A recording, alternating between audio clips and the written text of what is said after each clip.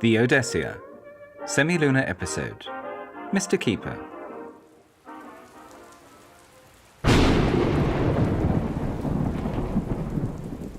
Odessa followed the Keeper down the dark road through the courtyard and to the door of an abandoned cathedral.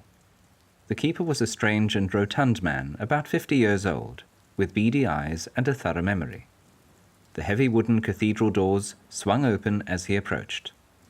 Odessa felt heavy warm air coming from within. They walked through the sagging archway and into the cathedral foyer. The Keeper closed and locked the big doors behind them. Don't go think I'm walking you two inside.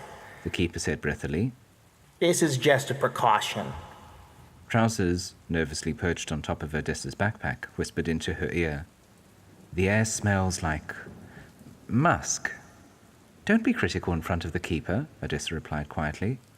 He's been gracious so far. He only wants to show us his collection. This heat is unnatural. I don't like it, Trousers muttered. The Keeper looked up at Trousers over his pair of thin spectacles. He bobbed his meaty head in agreement.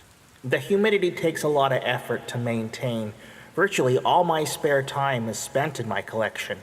Everyone has to be fed and watered, cages cleaned, and routinely inspected for bugs. It can get hectic. On top of that, my collection is a nasty group of customers. Although, some can be very laid back. It all depends on how you approach them and whether or not they smell food. Odessa noticed a large round mirror hanging on a stone pillar. The mirror was covered in scratch marks, some as thick as a pencil. Odessa saw her reflection for the first time in what felt like years. At first glance, she was the same person, obviously. And yet, something in her had changed. Odessa wondered if Trousers noticed it too. Was it obvious to others? Her thoughts were interrupted by the nasal voice of the Keeper. That is my shield. I use it for protection. That mirror part is for introspection. He removed his shield mirror from the pillar, held it to his round belly and said, As you can see by the scratch marks, some in my collection don't like the introspection part. Next to Odessa hung a hook as long as a spear. Hey, Miss Lady, The Keeper asked, nodding to the hook. do you think you can hold on to that big hook for me? Odessa obliged. The hook felt light and strong in her hands. The leather grip was worn like a sword hilt after a long war. The Keeper led Odessa and Trousers to a metal gate which surrounded the inner sanctum of his collection. He stopped them at the door and proclaimed, Mine is an unforgiving hobby. It requires proper training and years of experience, so stay with me at all times, unless otherwise instructed. You see, one simple mistake can be the difference between life and death. Is that clear, Mr. Cat and Miss Lady? It is, Trousers and Odessa replied in unison. All right, The Keeper said with a warm smile. let's get to work. The gate creaked open as he led them through. The inner sanctum was clean, but lived in. To Odessa it seemed more like a warehouse than a cathedral. The Keeper was not lying. A lot of work had gone into his collection. He had constructed many crates, all large enough to hold an adult mountain dog. The crates were lined up in stacks of 2. Trousers counted 4 rows of 11 stacks, 88 crates in all. The front-facing side of each crate was plated with a thick glass door which was locked and bolted from the outside. The Keeper eked out another warning. Vipers can be chatty. You can talk to them, just try not to get too conversational. Keep it casual. They are venomous reptiles after all. Trousers dug his claws into Odessa's shoulders. She squealed. Trousers? The Keeper glared at them. Try not to get excited, eh? Snakes have been known to strike, even if they aren't hungry. The Keeper had indeed put great care into the design of the snakes' homes. In each crate was a clean water dish. A heated light bulb filled the confined space and filled it with a dull, warm light. The crates were lined with layers of dirt and tree bark 2 inches deep. Snakes inhabited every crate. Some of the snakes were big, some were small.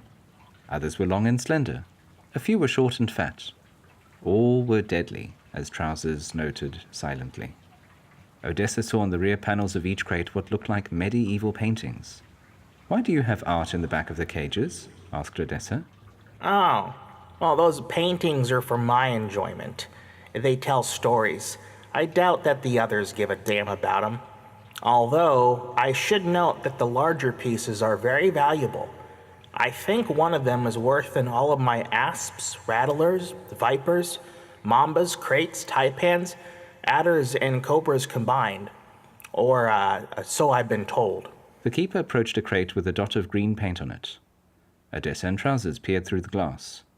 A thick tree branch sat in the middle of the box, limbs cut short. Under the dim glow of the heat lamp was a horned viper in a tight coil. Its body was thick and lined with two opposing rows of brown and yellow triangles. The viper's wide eyes were steady and fixed on the keeper.